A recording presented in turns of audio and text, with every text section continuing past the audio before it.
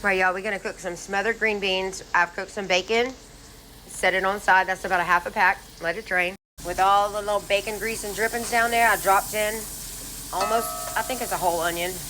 Get all that grimy off the bottom. I chopped up about 3 potatoes and I got them soaking in water on the sides. And we got 3 cans of green beans, but you can use fresh if you want. Now I drained all my green beans. And we're gonna cook that down for about 10 minutes until we get the onions pretty tender. All right, while we got that cooking, we're gonna sprinkle a little bit of flour in on them onions. Don't let it burn. Cook that for a few minutes. Now we're gonna add in our green beans. Or you can use fresh if you feel like cutting them up and doing all that. We'll season this with some Farm to Fire Booyah seasoning. And now we're gonna go in with just a little splash of chicken broth, maybe half a cup, something like that. Give that a good stir. Bring up the fire and let that cook for. When you're stirring, make sure you're pulling up all the grimmies off the bottom of the pot, okay? Check it.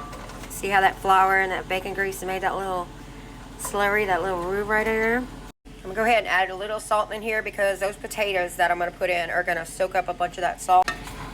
Let it get thick. So I drained all the water out of my potatoes. We're gonna go ahead and put all this bacon in, which is crispy.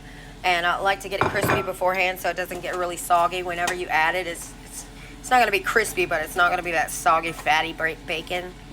Put this on low and cover it and let it cook for just however long you want.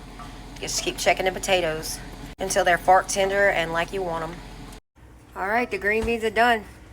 Look at that. That's our side dish tonight, baby. It's creamy and smothered. Ça, c'est bon.